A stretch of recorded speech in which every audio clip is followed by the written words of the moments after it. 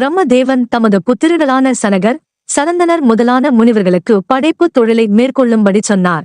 ஆனால் பிரம்மபுத்திரர் களோ தந்தையின் ஆணையை ஏற்க மறுத்தனர். பிரம்மபுத்திரர்கள் ஈசனை தரிசித்து முக்தி நிலை அடைவதற்கான ஞான மார்க்கத்தை பெறப் போகிறோம் என்று சொல்லினர். சிவனின் சன்னதி சென்று பணிவன்போடு ஈசனிடம் தாங்கள் முறையோடு வேதம் அத்தியாயனம் செய்ய சித்தம் கொண்டுள்ளோம் என்று பிரார்த்தித்தனர். நீக்கமர எங்கும் நிறைந்துள்ள கருணைக் கடலான உமாமகேஸ்வரர் ஆலமர நிழலில் அமர்ந்த பசு, பதி, பாசம் எனும் மூன்றின் தத்துவங்களை வேத ரகசியமான முடிவோடு சனகர், சனந்தனர், சனாதனர், சனத்குமாரர் முதலான முனிவர்களுக்கு விளக்கமாக போதித்துக் கொண்டிருந்தார். சிவபெருமான் சனகாதி முனிவர்களுக்கு சின் முத்திரை பிடித்து சிவஞான போதனைகளைச் செய்தார். ஈசனின் ஞானமார்க்க போதனையால் மனதில் பரபூரண யோகநிலை கண்டனர் பிரம்மபுத்திரர்கள். அவர்களுக்கு ஏற்பட்ட சந்தேகங்கள் நிவர்த்தியானது. உள்ளத்தில் தெளிவு பிறந்தது. பிரம்மபுத்திரர்கள் ருத்ர ஜபத்தால் ஈசனை துதி செய்தனர். ஏகாந்த நிலையில் தங்கள் மனதை லயிக்கச் செய்தனர். இங்கனம் சர்வலோக ரக்ஷகரான பரமேசுவரன் தக்ஷணாமூர்த்தியாக ஆலமரநிழலில் அமர்ந்து பல யுகங்களாக மோனத்தவமிருந்த காலகட்டத்தில் தேவலோகத்தில் பெரும் மாற்றம் ஏற்பட்டது. ஈசனிடம் அநேக விதமான வரம் பெற்ற அசுரவேந்தன் சூரபன்மன் மமதையால் இந்திரனை வெற்றி கொண்டான். சூரபன்மனின் மகன் பானுகோபன் தேவர்களையும் மற்றும் முனிவர்களையும் சிறைப்பிடித்தான். இந்திரன் மகன் ஜெயந்தனை சிறைப்பிடித்தான். சூரபன்மனின் கொடுமைகள் நாளுக்கு நாள் அதிகரித்துக் கொண்டிருந்தது. அமரேந்திரன் தாம்போனா துயருற்றான். மோன நிலையில் அமர்ந்துவிட்ட ஈசனை கடும் தவத்தால் தனது துயரத்துக்கு முடிவு காண முற்பட்டான். தேவேந்திரன் தவம் புரிவதற்காக வேண்டி மேரு மலைக்குச் சென்றான். நமசிவாய மந்திரத்தை சிந்தையிலே கொண்டு தவத் தொடங்கினான். பல்லாண்டு காலம் அன்ன ஆகாரமின்றி அரிய தவமிருந்தான். அமரனின் அற்புதமான தவத்தால் திருவுள்ளம் கனிந்த அகிலாண்ட கோடி பிரம்மாண்ட நாயகனான ஈசன் ரிஷபாரூட மூர்த்தியாக தேவேந்திரன் முன்னால் பிரசன்னமானார். தேவேந்திரன் தவம் கலைந்து எழுந்து சிறுமீது கரம் உயர்த்தி ஈசனை நமஸ்கரித்தான். பரமசிவன் மலர்ந்த முகத்துடன் தேவேந்திரனை திருநோக்கம் செய்து, தேவேந்திரா, என்னை நினைத்து உன்னை வருத்தி உத்தமமான தவம் புரியும் காரணம் என்னவோ என்று வினவினார். ஞானசேகரா, மதுசூடிய பெருமானே, சப்த விடங்கனே, மாசிலா பெருமானே, தேவரீர் அறியாததும் உண்டோ? சூரபன்மனின் கொடுமையால் மானம் இழந்தேன், மகுடம் இழந்தேன், அமராவதி பட்டணம் இழந்தேன். அன்பு புதல்வன் ஜெயந்தன் சிறையில் அடைக்கப்பட்டுள்ளான். சூரபன்மன் லட்சக்கணக்கான தேவர்களை அடிமை கொண்டுள்ளான். இந்த நிலையில் ஐயனின் பாதகமலங்களைத் தவிர புகலிடம் வேறு ஏது? மகா பிரபோ, சூரபன்மனை சம்ஹாரம் செய்து அமரர் குலம் காத்தருளவும். தேவேந்திரனின் பரிதாப நிலை கண்டு பரமேசுவரன், தேவேந்திரா, எம்மை மதியாத தக்ஷனின் யாகத்திற்குச் சென்று என்னை அவமதித்தாய்.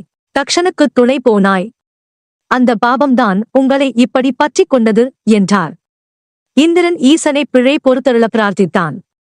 ஈசன் தேவேந்திரனுக்கு அருள் செய்து, தேவேந்திரா, சூரபன்மனை என்னால் நேரடியாக சம்ஹாரம் செய்ய முடியாது. எம்மை அவன் அரிய தவத்தால் ஆட்கொண்டவன். அவனது மேன்மையான தவத்தால் என்னிடமிருந்து வரம் பல பெற்றுள்ளான். அவன் அசுரகுலத்தின் ஏகச் சக்கராதிபதியானான். 1008 அண்டங்களுக்கு அதிகாரியானான். எந்த தேவர்களாலும் தனக்கு மரணம் சம்பவிக்க கூடாது என்றும், எனது அம்சமாக தோன்றும் தேவகுமாரனால் மட்டுமே மரணம் சம்பவிக்க வேண்டும் என்றும் வரம் வாங்கியவன். அதனால் உங்கள் பொருட்டு எமது அம்சமான புத்திரனை அவதரிக்கச் செய்து சூரனின் ஆணவத்தை அடக்கி அமரர் குலம் காத்தருளுவோம் என்று சொல்லி அந்தர்த்தியாமியானார். ஈசனிடம் அவதரிக்கப் போகும் குமாரனால் அமரர் குலம் ரட்சிக்கப்படும் என்னும் ஈசனின் அருள் வாக்கால் அகம் மலர்ந்த அமரேந்திரன் அருட்குமரன் அவதரிக்கப் போகும் நன்னாடை காண காத்திருந்தான்.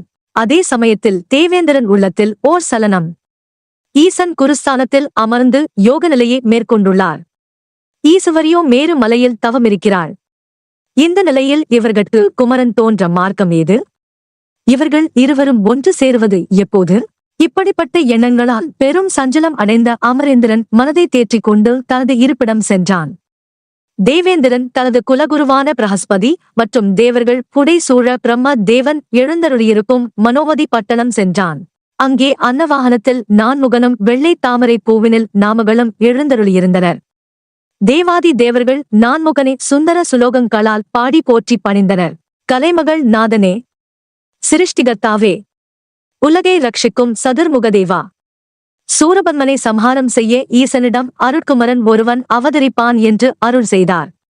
ஆனால் ஈசன் கைலை மலையிலும் ஈசுவரி மேருமலையிலும் தனித்தனியே வாசம் புரியும் நிலையில் குழந்தை பிறப்பது எவ்வாறு சாத்தியமாகும்?